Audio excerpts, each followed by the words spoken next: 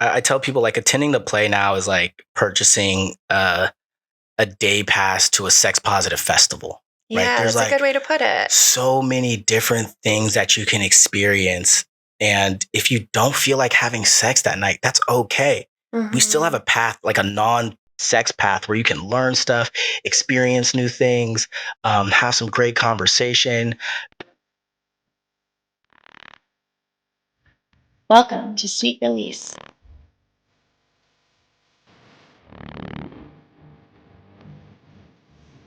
Hi, Sweets. Welcome back. Today, I'm excited. I have the owner, founder, starter of the Play LA, which is a play party in LA. Michael, thank you for being here. Thank you for having me. I'm excited to be here. Yeah, I obviously my partner and I just went to your recent event. And so I definitely want to dive into the event itself. But before we do that, I would love to hear just kind of your background. Obviously, the play is a play party. Like, how did you get into that space and how did you get to, starting your own company? Yeah. Where to start? 1988, I was born. I was like, no, so I'd been in entertainment. Like I grew up like a child actor. I did a lot of public speaking growing up as well. And so, fast forward, I meet my wife and we become ethically non-monogamous. I've been working in entertainment, whether producing like, I don't know, Super Bowl commercials and just a lot of stuff in television entertainment. And that's really what inspired me to do the play. Because when my wife and I started getting into the ethical non-monogamous scene, or aka the lifestyle, we went to so many parties and I was just surprised at the lack of effort that was put into the production and just the experience. It felt like almost like college. It's like, all right, we get some lights in here, we get some people, add some alcohol, and we'll see what happens, So having come from the entertainment and my production background, I was like, well, we can really jazz this up. Like we can do a little bit better lighting. What if we had, what kind of music should we have? Because I think sometimes at parties, the DJ is a regular DJ, which is like, they're here for the beat drop. And, it's like kind of about like, controlling the crowd and getting them hyped. And it's like, well, we don't really want that for a play party. We want like a chill vibe. So the way we got started is I just went to a bunch of parties and just was not feeling the vibe.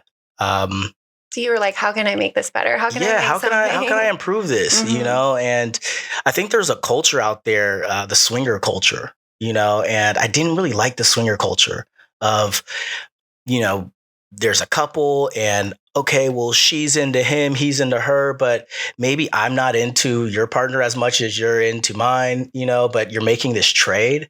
And it felt like very transactional versus like, hey, if they're into each other, they can just hook up and we can experience compersion, and it felt like a lot of times it's like an older crowd. I guess the parties that I was going to, I was like, where are all the millennials playing? Like, where's that happening at? So I was like, all right, let's try to do this, but also within a focus and an attention on like people's self-expression and the art behind this. Because I think you go to play parties and you see people flogging there, you see them doing maybe like some electro play or all these different things, but it's not really like a focus put onto it. So I was like, all right, let's give these people a real stage. Like, what kind of lighting do you want? What kind of sound do you want?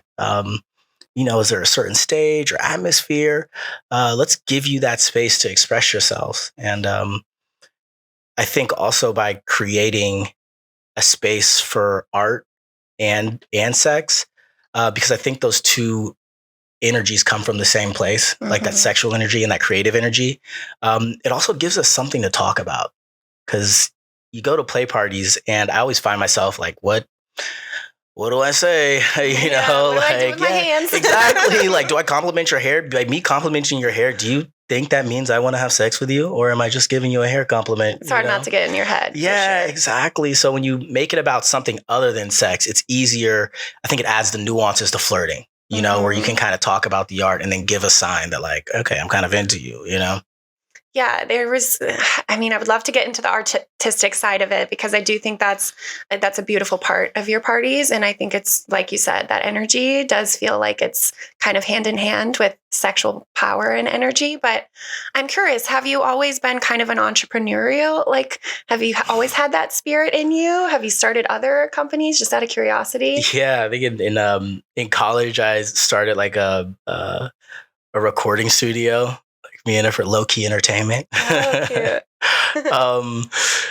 Yeah, I've So you've always had kind of that boss energy. Yeah, exactly. I remember in high school, I used to like sell candy to like my friends and the teachers. Just always kind of doing something. Yeah, exactly. My first business was like hair extensions. Do you remember those feather hair extensions? Yes, I remember. I love those feather hair extensions. Yeah. So I remember, starting my own little business and doing that on the side. But yeah, I saw you in your element at the recent party, and I was like, dang, he seems like he's just like, he's a boss. Like he knows what he's doing. He knows how to talk in front of people. He knows how to make people feel welcome. And so I was just curious if you always kind of had that vibe.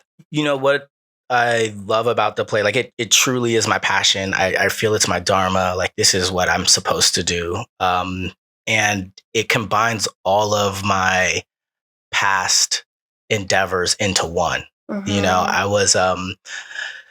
I've been like captain of my sports teams, so like getting a small team together around a huddle, like, hey guys, here's how we should execute, Mm-hmm. I've done the production side of like, okay, here's how we need to organize everyone. I was like student body president of my college, University of Houston, go Cougs. Nice. But, so that's like the public speaking. I'd have to speak in front of like thousands of people or hundreds or small groups. So getting comfortable talking in front of people.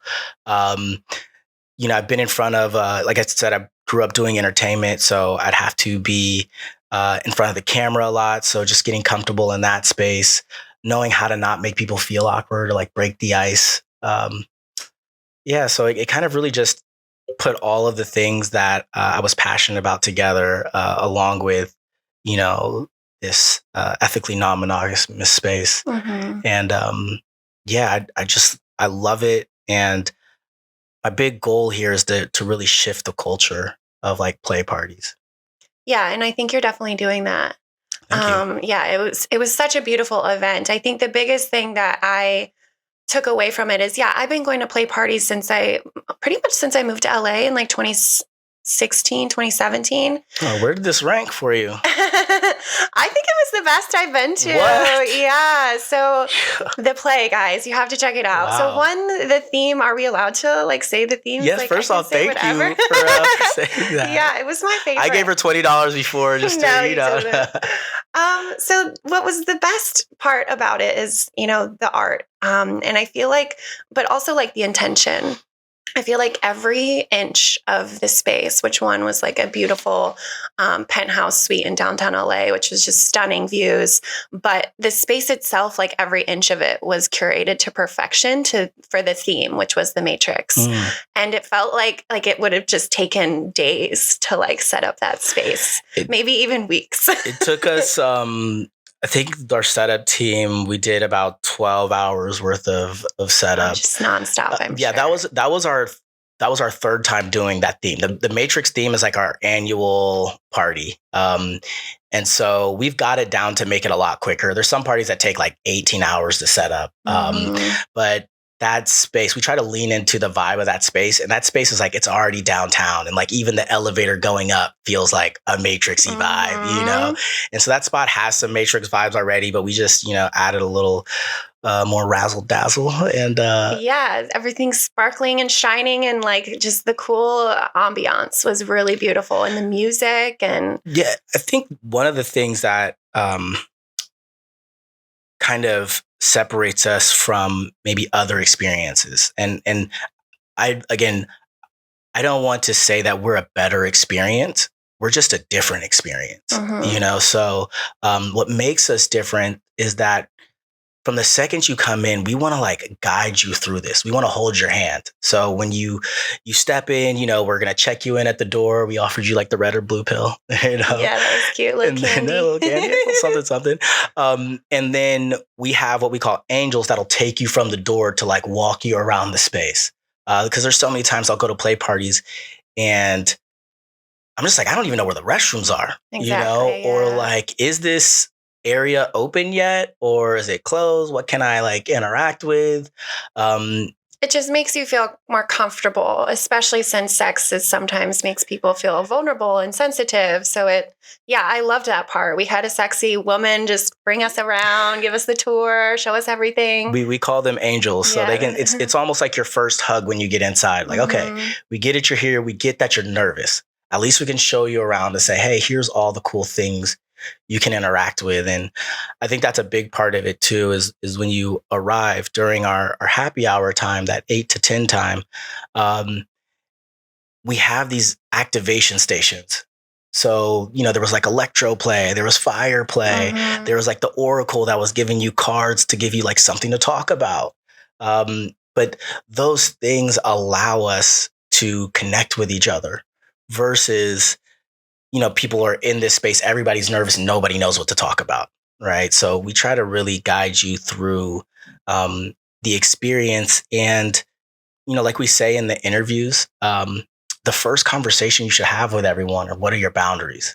And I think that's a big way we're trying to change the culture here is like, what do you talk about at play parties? What should you be talking about? And for us, having that boundary conversation from the jump, because nobody goes into this space trying to like cross somebody's line, right? But if the lines aren't communicated, then there's opportunity for you to cross somebody's line unknowingly. So let's just get those boundaries out there first. You approach that couple, hey, we're only playing with each other tonight. It's like, okay, well, I may tone down the flirting that I do with the partner now, right? So I think that's a big thing, is just like making sure we're having certain conversations before we even get physical. Yeah, you guys are big on consent. That's one of your main pillars. And I loved how you had, your consent fairy as well, who did a nice, beautiful speech about that. And yeah, like in the interviews you mentioned, they talk a lot about consent and just make sure that we're all on the same page of like where our boundaries are as we're entering the space. But also, yeah, like those little cards that you gave us was a great way to kind of open up with unfamiliar faces and talk to people and hear what their boundaries are. So I loved that element as well. Yeah. Part of our experience and then kind of like what makes us different are our pillars: health, consent, intimacy, and artistry. That's what we build this experience around. Health being number one. We are one of the few play parties. I'm really only aware of our play party where you purchase a ticket to. Now there's private parties that require STI testing, but we're the only one that I know of right now that requires STI testing prior to you joining the experience. And it has to be within 3 months of the party that you want to attend. And although that may seem like a lot of time, it's really like how we're trying to affect the culture of like, hey, if you want to be in this space, getting tested once per quarter, that's the norm. That's the norm, yeah. So just like come join the culture, And then a big thing that we do is we interview every single person that wants to attend. So even if, I interview you, Barbie, and you're like, hey, I want to bring my plus one, we got to interview your plus one as well. Yeah, right. Not just like trusting, people like, hey, no, they're cool. Trust us, So, and part of the interview process, it's not so much of like this strict interview. It's really a conversation, right? To where you now have a human, because we offer a very human experience. So we have to inject humanity into the onboarding as well. Not just like, hey, click this button. Oh, you read our consent policy, check that off. Like, how many times does Apple send me a contract where I'm just like, yeah, agree, So true. So like, let's really talk you through this to where, yes, we're going to ask you a few questions to figure out like maybe where you're at in this process. Are you new to the lifestyle? Because it's a different conversation if this is your first party versus this is your 20th party, right? But it's also a conversation of where like, do you have any questions for us? And so many times, especially newer couples or individuals, they're filled with questions, and sometimes they're embarrassed to type it out, or to put that on their application. So like when we give them a face, they're usually like, okay, hey, I've been dying to ask this question. Can I, how many people are going to be there? Or what's this space look like? Or how should I dress? It's like, oh, don't even worry about how you dress. Like if you come in something, great. But like, if all goes to plan, we're not going to really care what costume you brought. Yeah, as long as you feel good. Yeah, exactly. That's what we tell people. It's like whatever you feel sexy in. So if it's a full suit that makes you feel sexy, do awesome. that. Yeah. It's lingerie, do that. Whatever. Yeah. So, and then the artistry, I would love to talk about that because my favorite, I had a few favorite parts of the night. Like obviously riding my partner in the corner of the room was fun at one point. We didn't play with anyone, but we had like just such a good night. I got to experience, like you talked about, there was like electro play in one area, there was fire play in another area, but then there were these like artistic performances throughout the night, which was really beautiful. And I just thought that I had been to a party, years ago that had a similar vibe, but what I really loved about yours was that you also got the audience like involved a little bit. And so I got to pour some hot wax on a beautiful woman suspended with rope. I think that was the highlight of my night, honestly. The fire play was pretty epic too, but I love that part. That's so that's kind of one of the things that makes us unique as well. There's a lot of parties that have performances that happen there. With us, you submit your fantasy and then we try to make it come true. So that was that woman's fantasy. To have the wax poured on her. She's a friend of mine. And, we talked about, she wanted to do a performance. I was like, okay, well, what do you want to do? And like, okay, we can do shibari, but how can we do maybe some crowd engagement? Is there anything like you want to experience while you're suspended? And she's like, I've been wanting to play with wax. I was like, okay, well, what if we shined a black light on it and we had neon rope that went with the Matrix vibe? So we have this green neon rope and there's like a web and then we get the neon green wax. Yeah. So it pops when we pour it on. She's like, love it. So that's your production side going strong. Exactly. So beautiful. Because I think we can always just add these fun twists to it to make it not as, what's the word? I think, when people think of like BDSM, they think of like this dungeon vibe and it's like dark and like, it's like what you kind of see on Pornhub when you look up BDSM, So I really want to change the narrative of like, there's so many cool ways for us to not just like do, whether it's shibari or impact play, like we can make it creative. We can make it and, get other people involved versus just like watching this thing happen. I've been to so many parties where it's like, okay, we're watching it happen. Like, cool.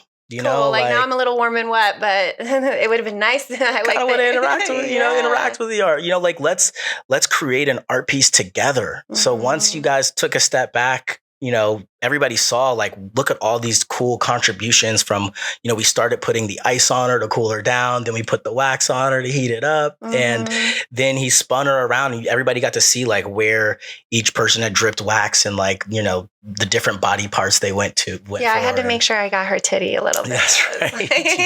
Got to do that part. That's the sensitive part. Truly it made the night also, I feel like it just helps you kind of feel more comfortable as well as you're all being able to interact. And you also did like a little icebreaker. And I felt like I said, everything was just like curated to perfection and just really made it feel just like this intentional, beautiful, like artistic experience. Our goal is, it's almost to reverse engineer the play party because I think a lot of times you'll go to a play party, you kind of have a conversation, maybe you play with someone, but then as the night goes on, it's like you maybe connect with them more. There's been times where it's like after I played with someone, that's when I actually had a great conversation with them after, What we're trying to do is like, let's focus on the connection part, right? Like, and how do you authentically connect people, right? And I think by giving them the art, right, it adds the nuances to flirting. Like it's giving us something to talk about other than ourselves, because everybody can get caught up talking about like work or, what's going on in their lives right now. And I think by giving making the art the focus is big. I think the other part is our intimacy exercise. You know, that's kind of like a group icebreaker, and it's consensual. If you don't want to do the group icebreaker, like you don't have to. But when you do usually we have like eye gazing with 3 or 4 strangers, and what I love about that is that it allows space for, there's verbal and then there's nonverbal connections. And there's a lot of people when they get into this space, they freeze up. Not everybody's good with their words at a sex party, right? Like maybe you're good at a bar, but like at a sex party, it's a little different. Not everybody's an extrovert, so providing opportunities for people to connect without having to say something clever or funny, just like sit there, take someone in. And it's not like the 2-minute eye gaze where you're like, weeping at the person. Like, what are these deep reflections of each other? It's just, 30 seconds. You don't have to wink at them. You don't have to like smile. Just like take that person in, Connect. Yeah. Like you said. And then, we'll do like a couple of breaths there, just like relaxing into that. But the big part of this is when you get to that 4th person or the 3rd person that you eye gaze with, we exchange our dibs, the desires, intentions, and boundaries for the night. And I think this is like a big one. And another way we're kind of shifting this culture of how many times do you get to a play party, and you say, this is what I desire tonight, right? I've been to so many play parties, but I'm not saying, hey, I would actually like to experience this tonight. Saying that to someone, like sometimes what I do desire is experienced, but rarely am I saying it out loud. And I think by saying it out loud, like, if you're like, hey, Michael, I'd like to be tied up tonight. Like, well, Barbie, I'm not the shibari guy, but I know the shibari guy. Like, I can definitely introduce you to him now that I know. Or when I'm in the party, I see somebody else being tied up, I can just tap you on your shoulder like, hey, remember you said you want to experience this? Like, here you go. That's your guy. Yeah.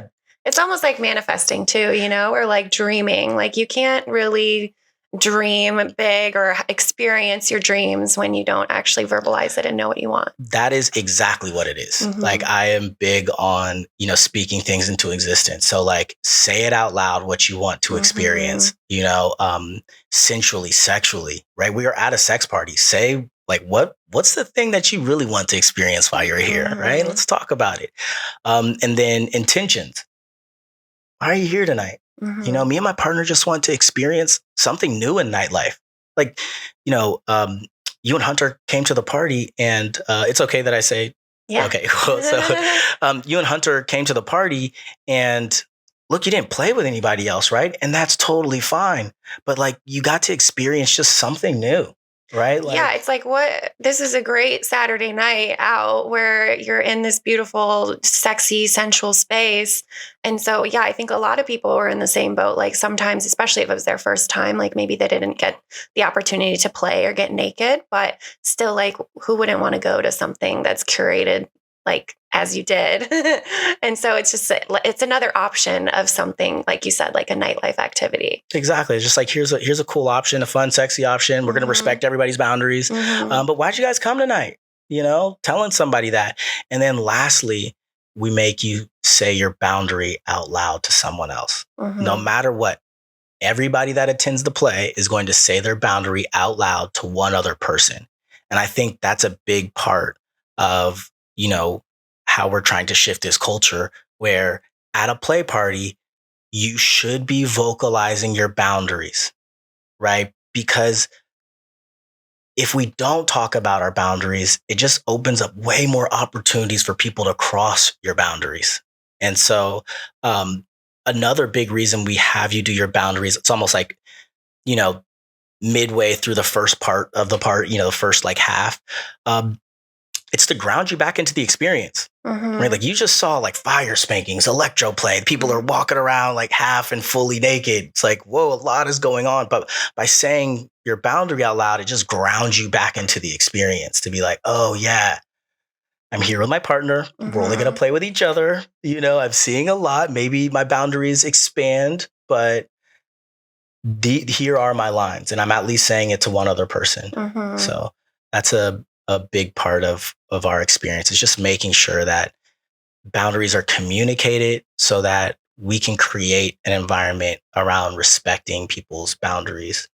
I think it's so important because, for us, obviously, we were having these conversations for weeks before the party, but not a lot of people know to do that still. And it's tough for some people to have those conversations ahead of time. So for y'all to, like, when people get there, to have that space to just take the time, even if it's just a few minutes, to really vocalize it, like you said, I think really does ground you and remind you your intentions. One of the things we do in the interview process, one of the questions we ask are, what are your boundaries? Right. So we're going to get you thinking about it prior to even coming to the party. That's right. You did. Right. Yeah. Like, what are your boundaries? Because there's times during that interview where it's like, well, we haven't really talked about that. It's like, okay, that doesn't mean you can't come to the party, but now you have an exercise to do prior to you arriving. Because when you get to the party, the expectation is that you say your boundaries out loud. Yeah, you should know them by the time you're there. we have some red flags. Like, if you're interviewing for our party and you're like, oh, well, I don't have any boundaries. Like, either you haven't been in the space long enough to understand, like, what your boundaries really are. You haven't seen enough, because once you get deeper into this space, it's like, look, I don't want to be shit on. Yeah. That's a boundary for me right now. So we want to make sure that, like, what we'll do, especially for couples who are new to the space and, like, still trying to figure out their boundaries, we'll have them do an exercise. We'll say, hey, look, both of you guys in separate rooms, write down your boundaries for each other, for yourself and for each other, and then come together to figure out, like, where in that Venn diagram they overlap, and talk it through, like, which ones are going to be hard boundaries, which ones you're willing to have a conversation about. Yeah, that's a great exercise. I do that similarly with some couples, like, workshops I've done. It's always perfect to, have your time separately to really think and digest, and sometimes even write out, just get it on paper. But then when you come together, it's like, okay, now let's figure out, like, what are the senses? What are kind of the ways that we can, like you said, overlap or intersect? Yep. And it's important that you do it separately, because people are so influential, in their relationship. Like, well, if she's saying she doesn't want to do this, that means I don't want to do it either. Like, no. Put your boundaries out there, put your desires out there, because maybe there's a desire that, you've never expressed that individual may want to express as well. But because you were just following what they wanted to do, that itch never got scratched. Yeah, it's a great way to learn about each other. Yeah, my biggest fantasy or desire for the night was to hopefully find a sexy couple for us to explore for the first time. We haven't done couples. We've done some group play scenarios, but never like a couple. But yeah, it just wasn't a fuck yes for us throughout the night. So we just kind of were like, oh, well, unfortunately it won't happen, but next time. I think, like, when people first get to the play, I think they're just overwhelmed with, like, the amount of things you can do. There's so many different paths that you can go down. And even during the playtime, we'll have workshops happening at the same time. So, like, if you don't feel like playing, go to a workshop. Yeah, I wanted to talk about that too. So perfect segue. Yeah, there's options, which I think is so special too. And I've never been to a party where that's, like, you can educate yourself and learn, which is one of my main purposes too, not just to normalize pleasure, but to empower people and educate people. So yeah, could you talk about some of the workshops? And is that something you do at every party? Yes, that is. We started that, I would say, like, late last year, but definitely this year we're really going down the workshop path. I went to LIB, Nice. Lightning in a Bottle. LIB. And at Lightning in a Bottle, I'm like, I go to Coachella like every year with a group of friends. I'm big on going to festivals, but LIB was the first festival that I went to where during the day they were doing workshops. And, like, the workshops were just so random. I challenged myself. It's like, okay, let's go to a workshop that's going to make you feel, like, super uncomfortable, So I went to, like, intro to belly dancing, and I was just in there getting it, these hips didn't lie. But I really like that you can either go listen to music or you can go to a workshop and learn, because I think some people are just, that's the kink. Right? Like, learning something new, maybe learning a new kink. Learning a new passion. Yeah, exactly. learning something, this new, sexual move, or adding something to your repertoire. So this workshop, the workshops for this one, we try to base them on the theme as well. And this is what I love, when I talk to the workshop people, it's like, okay, like last one was the Tantra party. So the place Tantric Temple. So we did like a lot of Tantra based stuff, like yoni massages, like, hey, there's ways to interact with your yoni without like it being pleasure. Like also, the masculine knowing how to like give a yoni a massage. It's not just about like penetration. Like there's a way to make your partner feel good without like the goal of sex, penetration. Yeah, exactly. So at this party, with it being the Matrix, I had a really great conversation with the people who host the workshop. So one was Intro to Shibari, because we had Shibari happen at the party. So it's like, hey, if you really like that, the guy who did that is happy to do, a Shibari workshop for like an hour. And then we did bedroom kung fu. Yeah, I was gonna say, you get to learn some new bedroom kung fu, learn some new moves. Yeah, exactly. And then another one that I really loved was Beyond the Matrix, I think was the title of it. But what it was is for the Wachowski brothers. Well, they started off as the Wachowski brothers when they first made the first three Matrix, the directors, and then they became the Wachowski sisters. So I was like, that's such a cool, idea of how they went from masculine to feminine. And so I was like, what if we did a workshop where all the men there, we did a workshop for the men, or the people who showed up in their masculine dove into their feminine. And the people who showed up in their feminine, explored their masculine. Yeah, learned how to tap into the opposite. Exactly. So that was like, that's how, the theme inspired that workshop. Yeah, once again, genius. It was a cool, I think that's the fun of this. That's what I really love about this. Well, that's the creative part too. That's the fun. Yeah. That's kind of the fun part for me too, as I'm tapping into, my creative energy is having fun with the posts and the editing. Like that part is creative and fun for me. So I can imagine that for you. It's the same thing. This is what I love about it. It's like, I rarely play at the party. I'm just so into like, okay, how can we make this like the most interesting, experience that people like. Our goal every party is to throw the best play party our guests have ever experienced. Well, you did that for us, so that's cool. Thank you. But that's the intention. Like that's the intention I want everybody on my team to have, is like, hey, we're giving this really awesome experience. And when we're doing this service to our community, the feedback that we get, it's really why we do it. When people saying this was quite literally the most, this was life-changing, this was transformative, this was the most liberated I've ever felt in any environment. I've never experienced this level of freedom. Like when we get those type of responses, like I've had so much healing. I've never, I went to a play party and experienced trauma. This is the first time I've been to a play party and like I healed at this party. And we're like, whoa, there's somebody sent us a Bible verse. I was like, I didn't, wasn't the intention, but, shout out to Jesus and the gang. That's amazing. But that's the true intention here, is like, we want to create this experience of, freedom of sexuality, freedom of expression. But also we hope that something happens internally of like, man, whether it's healing, whether it's freeing, or transformative.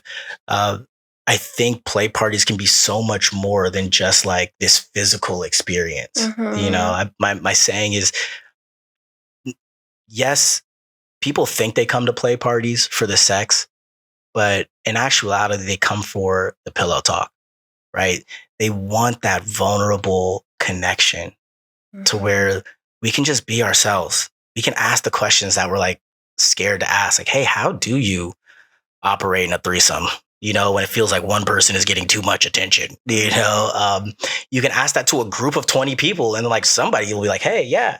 I like it when, like, I think with guys, when we go to play parties, it's like my penis has to be hard the whole time. Like if anybody sees my penis at not fully erect, like I will be ashamed. It's like I want to create a space where like, yo, you can walk around with a limp dick and feel totally fine. You know, like women, you can let it all out. Like you don't have to suck in your stomach. Like just be here with everyone, you know? And I think that's the other part about the play that's unique is the diversity, right?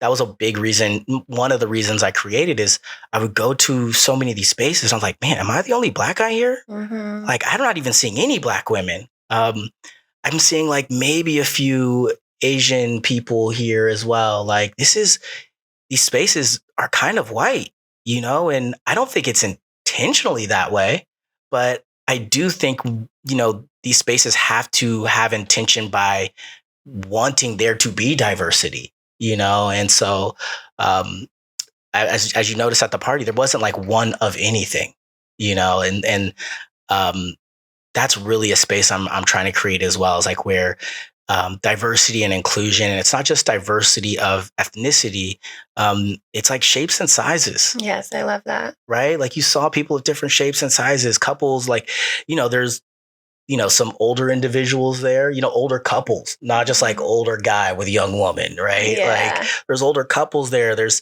you know, people in their early 20s there, like just exploring this space. And shout out to Gen Z. I love this generation, like with all the titles and their just willingness to show up authentically at that age is beautiful. It's inspiring.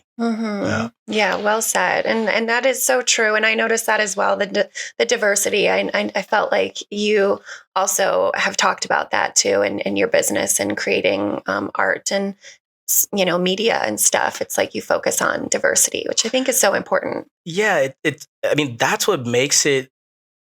I think that's what I love about Los Angeles is like the diversity. And I'm not saying like, you know, the play isn't, you know, the Black party, the white party, the Asian or the, you know, queer. It's the party for artists, right? And I grew up in Los Angeles, so I want the makeup of the play to look like the makeup of Los Angeles, right? So if there's 40% white people in Los Angeles, then yeah, our party's 40% white, you know, but there's still like a large Latino population. There's a large Black population. There's a large Asian population. Like we have this awesome melting pot. So the play party should be representative of that melting pot. And when that happens, you know, you saw Chemo. He's an Asian man who's doing shibari. You know, like shibari is from his culture. You know, I don't know if he's Japanese, so I don't want to, you know, I don't want to speak out of turn. But point is that when you get these cultures together, like it's so beautiful to see them interact with each other. And, you know, the beautiful thing, like our fire guy, he, you know, Latino, has like Mayan roots, you know, so he does like a fire performance that's like super, like he has this one that's like super Mayan, has like the face paint and everything. And like, it is a whole experience where it was like, whoa, I've seen like fire performance, but I've never seen somebody do it like that. Like that looked like straight out of something, you know, yeah, Latin America. Like that was like super, like, you know, he was like, yeah, like for me to do this one, like I have to, he told me like, before I could do this performance, like I have to like do, you know, like 20 minutes of just like mental preparation and like really get connected to my ancestors before I go. And I was like, however much time you need, you know, like if that's what we're getting here, like, please take your time. Have you ever experienced fire play? Oh yeah. That's how I get waxed. Like, let's talk about fire play, because I've mentioned it before and I've never like described like the exact like act and what kind of goes into it. Yeah. So there's, the one that we do often at the play is like where these, I think they're like kerosene bubbles. Like it's this bubble machine, right? I've never seen that before. Yeah. Cool, so they get this bubble machine and then they get the bubbles and like you can hold it in your hand and then they light it and the bubbles will just burn up.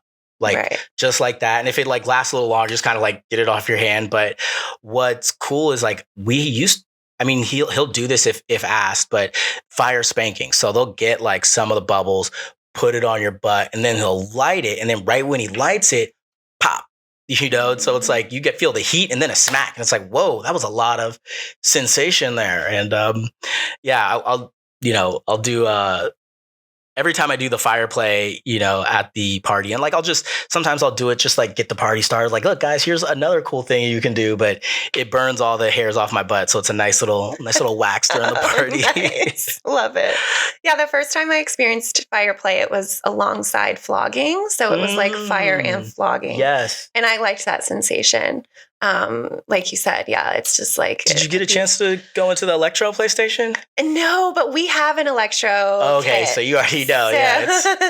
So we have like the same thing that they had. Yeah, we were actually in a little small group, and people were talking about it, and I was like, oh yeah, you got to check it out. We were talking about the different kinds and how you can touch your partner while they're getting jazzed or shocked and feel the electricity through your lips or whatever it is, My goodness. So I was like, you got to play with that energy. Don't just like accept it on your body. You have to like touch and like connect with each other to like feel the lingering, shock.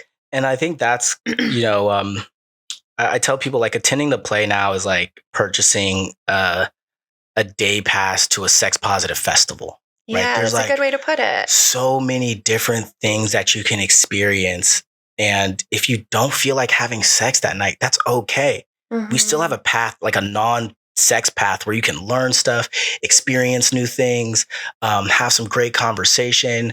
Because I don't think, the sex party needs to be focused completely on sex. It's like, if we're not having sex, what are we doing here? It's like, no, there's so many cool aspects to discover and explore. So that's what, the space that we want to create. And like I said, there's so many different flavors of play parties out there. I still love going to my friends' house parties, mm-hmm.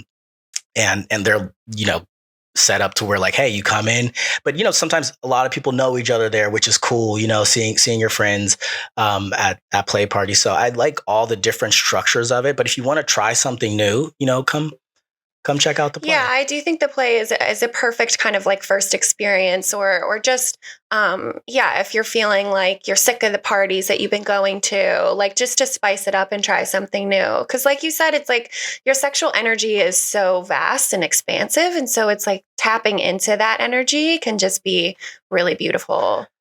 That's exactly it. And so we want to create a space for not just like beginners to feel comfortable, but also like, the intermediate to advanced people to come and like, hey, I've been in play spaces all the time. I'm yet to get a fire spanking, or I'm yet to experience electro play like this. Or, for the couple that's new, it's like, okay, well, we're not ready to play, but like we can just go to workshops all night, babe. Like we can go discover, go learn something versus like maybe you're not in the 10-person, pile.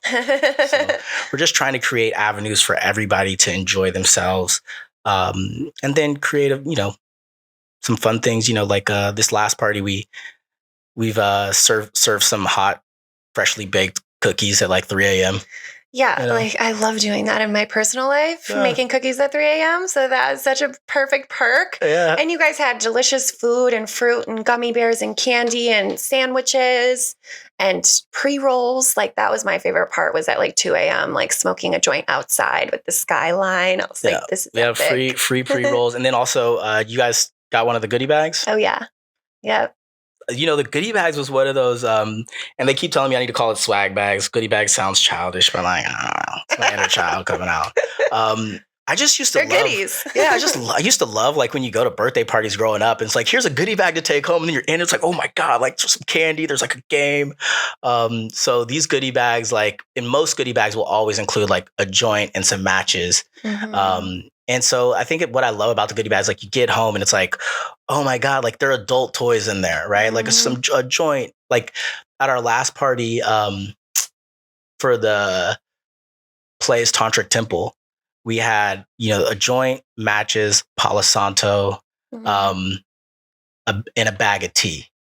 Oh, nice. Oh, and a candle, right? So we gave you a whole vibe to when you got home. Like you could just have some tea, like smoke all the elements, burn some Palo Santo. Like that was a good time, like when they give you that. And this one, I think we gave people the joint matches, a sticker, some candy. We had some custom made M&Ms, red and blue M&Ms to symbolize and had like a little logo on it. And then also we gave you one of those like metal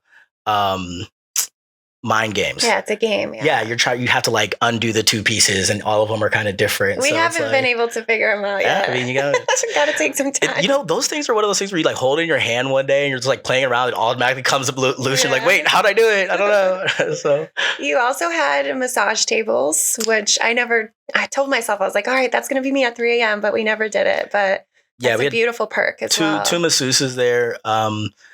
If you're tense, like, relax. Yeah. Or maybe you just had like a long session. You need a little massage after that, like just, again, this should feel like, it's a playground is what we're creating. That's like the play. It's like a quadruple entendre. It's not just like, play is for sex. Play is also like for performances. Like there's a play going on in a sense, there's also just, playing with each other. It's an adult playground. And then there was like, the slang of like, what's the play for tonight? That's the play. And the music. We have to talk about the music. Oh, shout out to DJ Z. Z is just, he's been our DJ for a while. He is awesome and a good friend of mine. I consider him a brother. But what I love about the music that we do there is that it's not focused on like the beat drop. Right. It's just like, we're just trying to keep a vibe going. Cause I think sometimes like, I go to play parties, especially bigger ones where it's like the DJ's just in it. Like, okay, guys, I'm taking you on a fucking ride. Like, let's get up and dance. Like, nah, I want like music for like, I want to like, what's the DJ for like when we're having sex? Like, who's that guy to where we can keep us in this little sexy zone? Yeah, exactly. Well, my favorite thing is when like DJs are alongside like a live musician or something. Yes. And so the violin was like. Shout out to Fabrice and Mari. We had dual violinists there. So epic. Yeah, the violinists are, Fabrice, he is a good friend of mine, one of the best violinists I've ever, heard. And so he's been, I think, with us for over a year now. And, not at every party, but he just adds it's like when, the individual who did the shibari, she's like, hey, I want to do the shibari performance. And I've got like this guy that's going to tie me up. I was like, okay, cool. Like, and then we'll have people interact with it like this. But like, what if we had the violinist to that? Like, we didn't even play a song. Like the violinist just did his thing during that. I was like, oh my God. Yeah. So now we have this, we're attacking all the senses. Exactly. All of the senses are being heightened, and it's just like a perfect cocktail of pleasure. Oh my goodness. Thank you. Yeah, it really was great. And that's where I was at the beginning of the night, was just the dance floor for the longest time. And it was fun because it was like mostly women on the dance floor, and we were all just vibing. And the one of the violinists was just like, wrapping around one of the women. Like, Marty. He's I was like, so sexy. Yeah. I'm like, wow, I never thought to like engage with the audience as he's playing, but like in a sensual way. I was like, this is incredible. We had a pop-up performance, I want to say at like 2:30, where both the violinists played together, and then we gave everyone ribbons. Okay. So now we have like 20 people dancing with ribbons while, but just, that's not a planned performance. Just like, okay, they're playing. We had some ribbons. Like, let's see what happens. Like, people participate, they don't. We'll see what happens, and boom. But look, we talked about the good things. Is there any areas of improvement? Wow, I didn't think about that. No, honestly, nothing comes to mind. I really thought it was perfectly executed. Honestly, I loved it. Thank you. There was one point where I was like, oh, I wish I could have one more margarita, but the bar closes at midnight. But that's a smart thing. I love that part too. Maybe we should talk about that too. You guys are big on consent, and I've been to parties where there has been uncomfortable situations with guests because they were so fucked up and they crossed boundaries, and I witnessed it or was a part of it. And so I love that part too. We learned that in the interview process, where you guys like are conscious of alcohol, and the bar was only, for a couple hours. Bar is open till midnight or until we run out.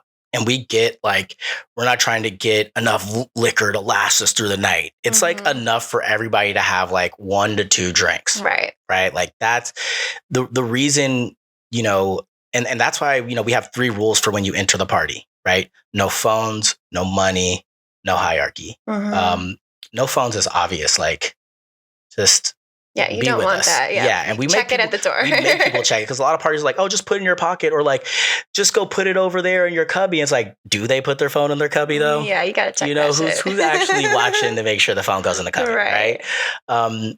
But the no money part, like we don't want you tipping our bartenders. Like everybody's taken care of. We don't want you touching money than like touching somebody's genitals. Because I go to so many parties where it's like, oh, yeah, it's an open bar or BYOB, but then they have the tip jar. So it's like, because of the tip jar, now you're encouraging somebody to like to get some cash out and put it in there. And then who knows? Yeah, the germs. Come on, we all know how COVID happened, right? So, but yeah, the bar is really so that you have something that feels normal, because you get into this space and it's super different. So by having like a cup, it's like, here's my cup. I'm comfortable with my cup. I've got a cup in my hand, like I'll have a little drink, maybe to break the ice a little bit, but the bartenders are counting drinks.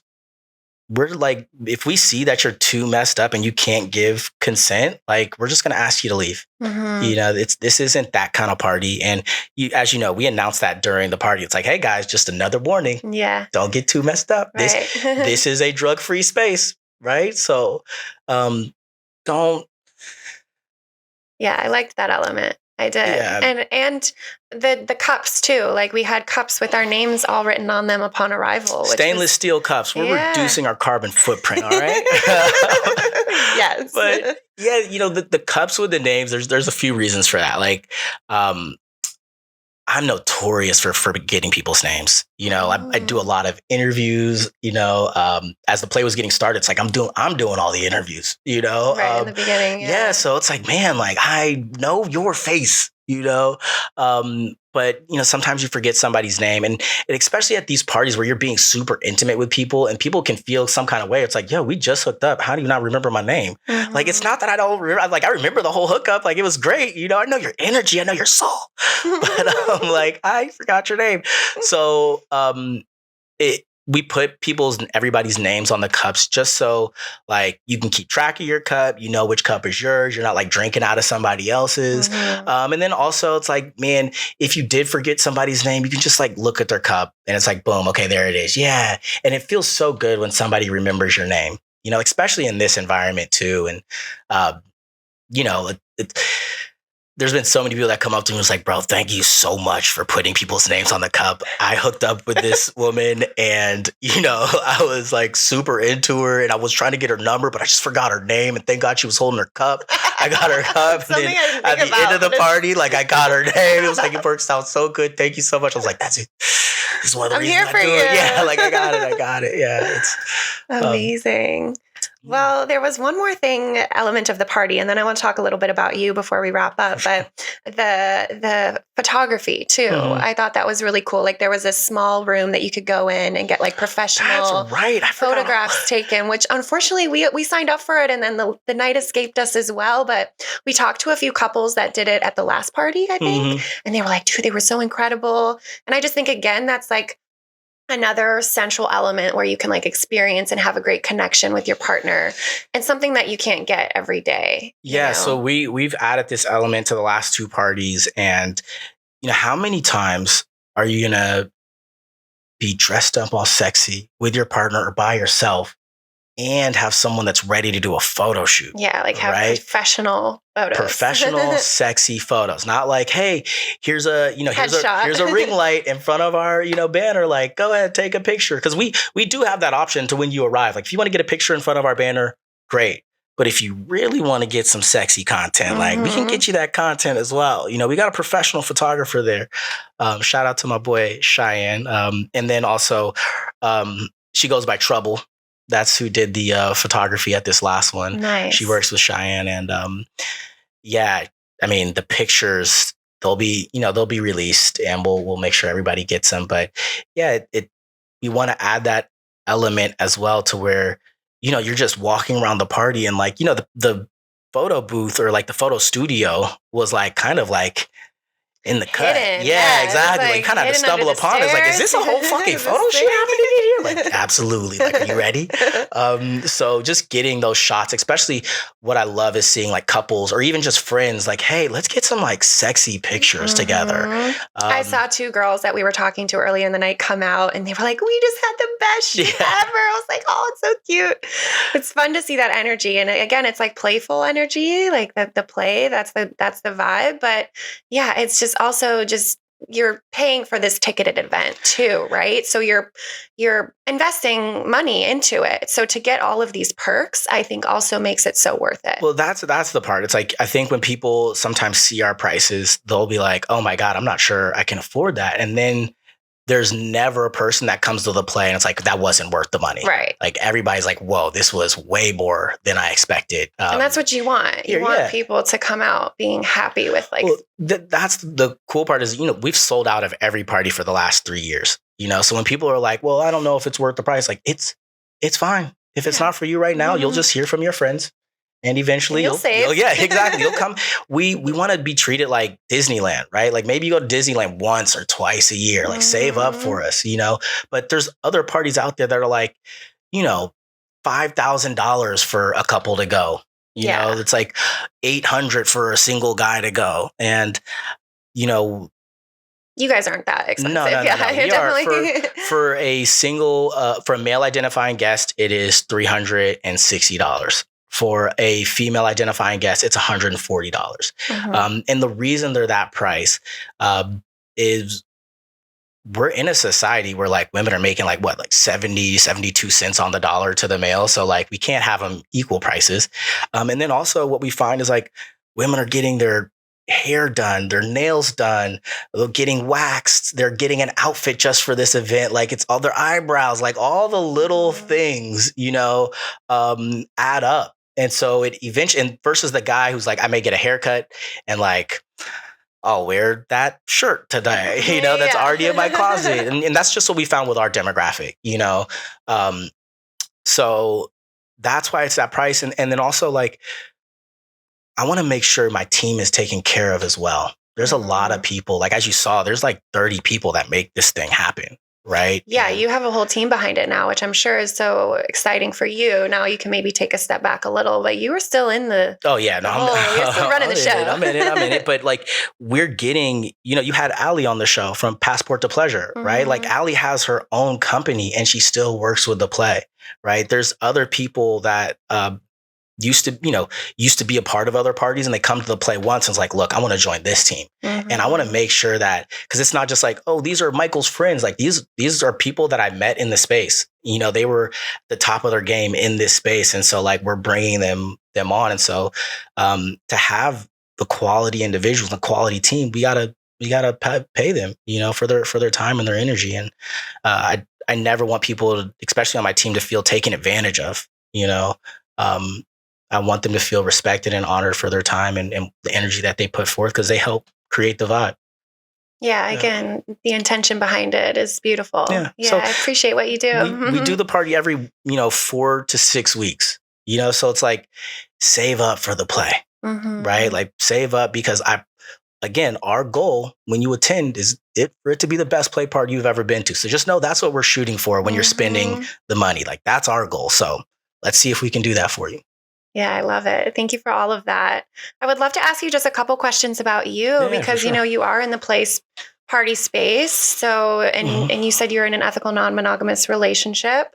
Marriage. Marriage. Yeah. And I have never had the pleasure to meet your wife. Yeah, she was there. She's the one who checked you in. She was there? Oh yeah, the one that offered you the red or blue pills. Okay. Yeah. She's getting people at the door. I love it. Because you guys kind of, did you start the company kind of together? Mm-hmm. She's one of the founders as well. We started this 6 years ago now. And we've been ethically non-monogamous for 7 years. And, we started off, we got married as an ethically non-monogamous couple. I think a lot of couples like get into the space and then become ethically non-monogamous. So yeah, after some time. Exactly. So this is like common. Where we started, and we've just grown a lot in this space. I don't know too many couples. I know some. I know some. I know a lot of couples who have been in the space ethically non-monogamous for a while. It's a lot of work, a lot of check-ins, a lot of just good communication. I love that woman with every bone in my body. I couldn't do the play without her. So it's been amazing how our relationship has evolved. I just got out of a relationship, had a girlfriend for about, we dated officially for 2 years, and then, we're together for like 3, Wow. dating. So you're polyamorous as well. We were. Yes, I was polyamorous. And that just ended, but like, they're still best friends. And we're still cool too, but it was time. But all to say is like, we've been in this space for so long, and we've been like kind of everybody's therapist as well, in this community. It's like, hey, how are you guys dealing with this? And, there's a lot of, I think there's a lot of people in this space who, let me not even go there. Never mind. Okay, we can pivot. Yeah, never mind. Let's pivot. But yeah, we do have like the real world experience of like, hey, we've been in this non-monogamous relationship for a while. We're going to give you advice from that perspective of like, hey, this is what it takes to be in a relationship for over 5 years, in ethically non-monogamous. Here's how we communicate with each other. Here's how we deal with issues, and like if some person lied, and like some person cheated, what does cheating look like in this space now, and how do you heal from that? What's the path to repair? So I'm not perfect. I've made my mistakes, but that's how I learn. That's how humans learn. Like, you got to make a mistake, and she's made hers as well. Like the scale and the mistakes, baby, it's definitely me making more of the mistakes than her. But she's human as well. I'm human, so we're just giving each other that grace. And it's just been beautiful building this community together. And again, it couldn't have happened without her, for sure. Yeah, you guys seem like I didn't see you guys together, but just through like social media, you seem like such this power couple. And so it's really special to create, I'm sure, a business together, and then also be like, the lessons you've learned from your personal relationship that you're now taking into the business is like, yeah, like the boundaries, the intentions. Like, I'm sure you learned that through just being in a relationship, right? Exactly. So you're kind of using your lessons to like teach the community. Yeah. And that's the thing. Cause I think there's, when people get into this space, someone has asked me before, it's like, do you think we should have a sex and relationship coach as we get into this space? I'm like, I mean, you can, but like, my wife and I, we've never had a coach help us in this space. We just leaned on our community to be like, hey, if you join the right community, you could also just ask people their experience. But the cool part about joining these communities is that there's sex and relationship coaches in the community, So if you want to go down that path, like, there is somebody, and just recently, like, I've leaned on a polyamorous therapist. Oh, cool. Yeah, I was like, okay, I've got a lot going. Well, when you have multiple relationships at one time, Jesus Christ. I don't know how you do it. I mean, I have my best friend is polyamorous, so I know how you do it, but it's also like, it's a lot, it's one of our boundaries is that, I can't do it. Yeah, it's not for everybody, but when it works, it's magic. It was tough. And especially like there's I was in a hierarchical polyamorous relationship. So we're like, my wife is number one and my girlfriend is not number one. Like, I hate saying like secondary, or it's because when you're in the moment with someone, I'm not treating you secondary. Right. Like when we're with each other, we're with each other. So I'm not going to be like, oh, I'm not going to kiss you like this. This kiss is only reserved for my wife. Like, but yeah, But your marriage takes kind of priority. For sure. It takes priority. So it's it's got to be tough being seen as like second, I'm sure. But yeah, the tough part is, they're best friends and they're still good friends. I think they're getting like dinner tonight. And so, I think guys are like, oh man, that'd be so cool to have a wife and a girlfriend. It's cool to have a wife and a girlfriend until like they're both talking about your shit, together. Like y'all are getting dinner about what? Like what are we, why am I not at the dinner? Like what's going on? And then like after the dinner, it's like, oh yeah, she's coming over. I'm like, okay, cool. Like I think there's about to be a threesome. And usually like, how about you have a seat?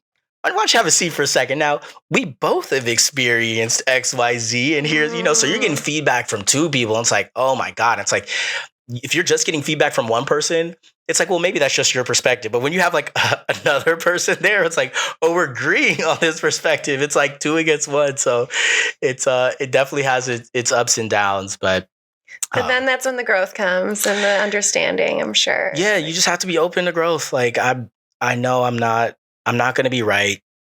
I'm not, and that doesn't mean I'm wrong.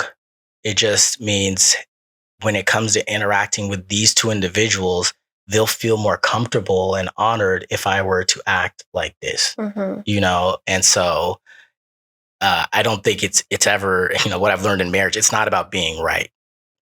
How are we going to be happy together?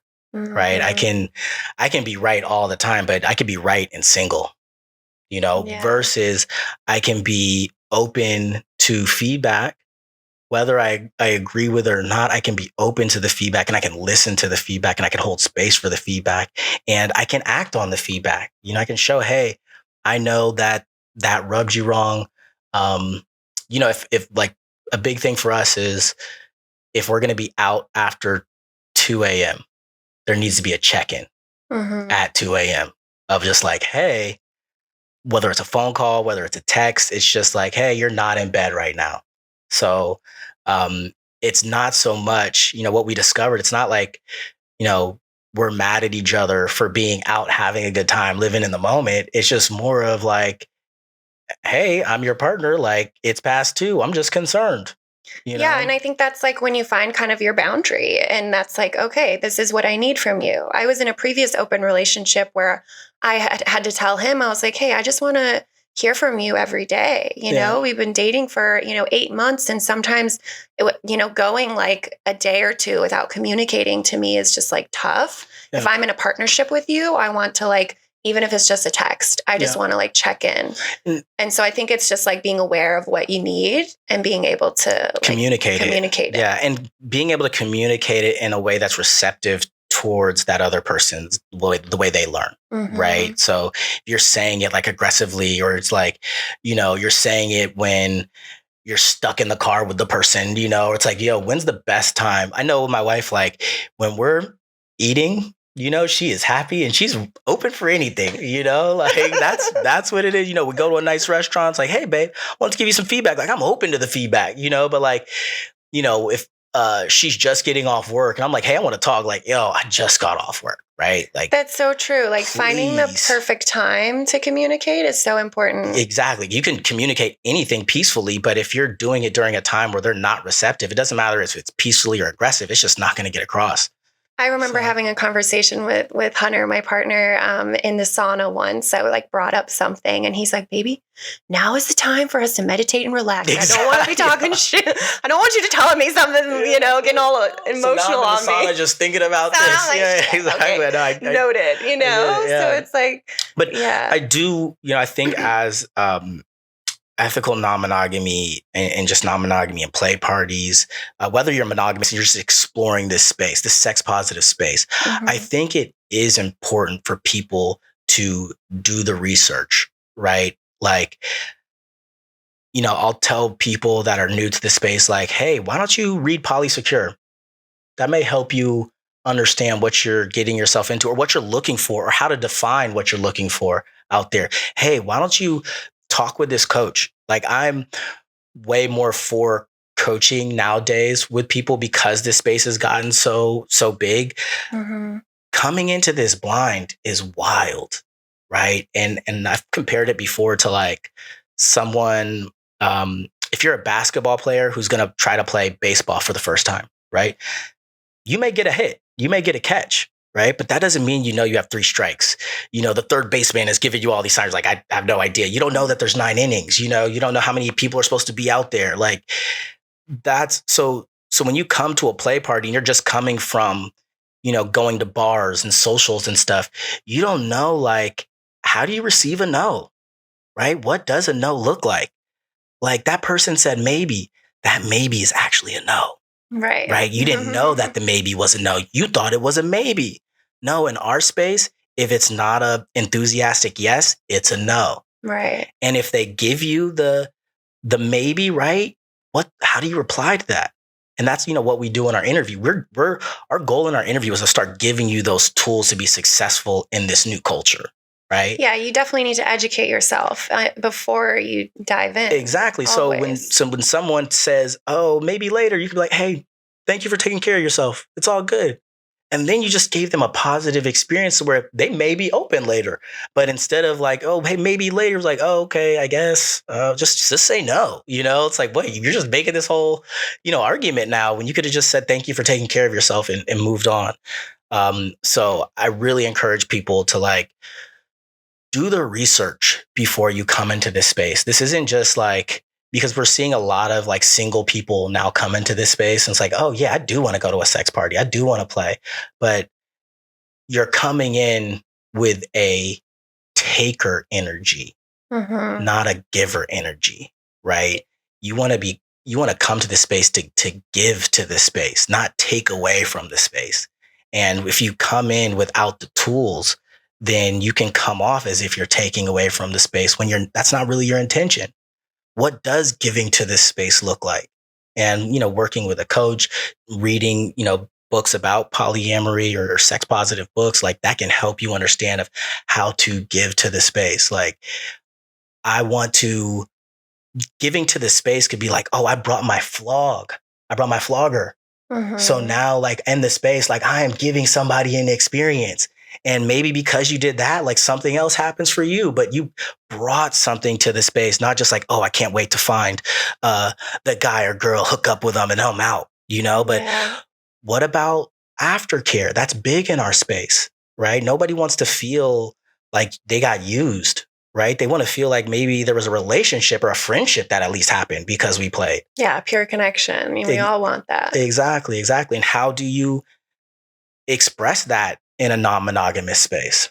Right? Because in a monogamous space, it's you kind of know, like, maybe you do need to send a follow-up text and all these good morning text the next day. Like in the non-monogamous space, you don't have to send the good morning text the next day. But before you leave, you can just connect with that person like, hey, thank you so much for that connection that we had tonight. I really appreciate that. Then boom, you don't have to say anything else to them ever again, maybe, I think the root of it is really like intention. I've been saying that word a lot, but it's like intentionally, if you want to go to a party, if you want to tap into ENM relationships, like, yeah, you have to make the intention to educate yourself, to learn, to know how it works. Cause like you said, the vibe is different than the everyday bar. It's not the bar. It's not the social. It's not the birthday party. Like this is a play party. People are here to play, but how do we do that respectfully? How do we honor people's boundary? How do we ask about boundaries, right? Like what's the right way to do that? And when should we do that? So that's all great advice. Thank you so much. Well, thank you. This has been great. Of course, I'm so happy I finally got to do this podcast. And also, I just want to thank you for like holding this space, right? Like these sex positive podcasts where you show how easy it is to have these types of conversations, how we're normalizing it right now. Like this is what is truly shifting the culture as well. So like, thank you for having these spaces. Thanks for giving me an opportunity to share my passion. And putting this kind of energy out into the world. Yeah, thank you. That means a lot. I do like to ask my guests the last time they had that sweet release, just because I like to normalize pleasure. Sweet release to me and to us is like an orgasm. So whether it was solo, partnered, any and all details you're willing to share, just to kind of normalize pleasure and make people feel comfortable connecting with that sexual power. Man. The last time I had the sweet release, I would say, my wife and I had a really amazing session, like, I don't know, a month ago. We've been super intentional. Like, don't get me wrong, I'll play here and there and go on dates and stuff. But I think when I get chances when me and my wife play and we do it with like intention, it's not like the rollover morning sex. Like, I really love those experiences because, we do play parties and like, sex is always around us, but finding those really intimate moments with each other, are awesome. And, there's a difference between having sex and making love. And so that sweet release with my wife about a month ago, it was like missionary, but like just the intention behind it and the build up, the mind, playing with each other's minds prior to, and then nice. us. So there was some edging involved. Yeah, exactly. Just, it was like, like in a marriage, like, it's like we could play this game for months. So like we had been playing that game. It's like, like, baby, when was the last time like we played, And so I was like, hey, just take your time. It'll happen. She was like, I'm not gonna give you a time. We're just gonna feel it out. And then like one day it's like everything feels right and the stars align, and like, it was awesome. It was a sweet release, and yeah, it was just missionary with some deep eye contact. Yeah, the eye contact is helpful, making it extra sweet. Well, thanks for sharing. Thanks for being vulnerable, and thanks for sharing the play with us. I hope some of my listeners, guys, my sweets, please check out the play. I definitely recommend it. This man is incredible at what he does, and his team is amazing. And I hope you guys just get out there and play, and always be sweet. Just be sweet to yourselves and be sweet to your partners, and just be sweet out there. Yeah, you can find us on Instagram at theplay.la. We're shadow banned because all the best Instagrams are shadow banned. And then you can check out our website, theplay.la. Are you planning on expanding to other cities? Yeah, we're actually we're supposed to be in London in January. Yeah, we've had a lot of people. We've had people fly in from. I think last year we had like Australia, Canada, London, South America. This thing is expanding. We've had, it's just like how it's expanding is awesome. So we want to do San Diego this year. There's potential for us to go to San Diego, but we are partnering with a brand called Killing Kittens. It's one of like the biggest parties in the UK. So we're going to try to do the play in the UK, and they're going to try to do Killing Kittens over here. We're going to support each other, and love that. Yeah, so well, I can't wait to watch you grow. Yeah, watch it grow and go to the next ones. Yes. The next one is here's the next 3 parties. We have the pajama party, pajama party. It's going to be a mansion party. Our mansion parties are pretty awesome. And also there'll be a sleepover option at that one. So that's cool. Go all night. And then after that, one of my favorite parties that I really like, the creative juices have been going crazy for this one. Wet Hot American Summer, July 6th. I don't know if you've seen the movie Heavyweights. I haven't. But I think there's another movie or show called Wet Hot American Summer, but it's just like, imagine summer camp vibes. So we're like, when you come there, we're going to divide you into like 4 different teams, and, we'll have like Girl Scout cookies, and there'll be competitions. We'll have like dildos at the bottom of the pool, and like, you got to race to see how many we can get on each team. I don't know. Well, we're going to have like a bunch of really like fun, competitive, sexy games, a slip and slide, wet t-shirt concert. I was going to say, there's going to be some wet t-shirts. Yeah, wet t-shirt competition. We're going to have a wet boxer competition, let's not just make it about the women, So that one I'm really, really excited about. That's July 6th. Then after that, August 3rd, we're going to have Midsummer's Night's Dream at this beautiful mansion in Malibu. Wow, those are some great ones coming up. Yeah, we've got some really, really cool. And then that one with the Midsummer's Night's Dream, I really want to focus on people submitting their fantasies. So like that's just going to be more of like everybody submitting their fantasies and having like teams of people like, okay, let's just make some fantasies come true tonight. It's a great idea. It's like how many fantasies can we really accomplish? And like having people like, hey, I'd like my fantasy come true, or like I'd like to help other people's fantasies come true. Like let's just figure it out and like start knocking out some fantasies here. Yeah, I love that. Yeah. Make it a teamwork. Yeah, exactly. Because I think that's my kink. When people are like, hey, what is your kink? Like my kink is watching someone light up when, you know, something they've always dreamed about or fantasized about, you know, manifest. So. Well, thanks again for being here. Thank you, Barbie. So happy to have you. And yeah, thanks again. I'll see you again soon. Yeah. So. Awesome. Thank you. You're welcome.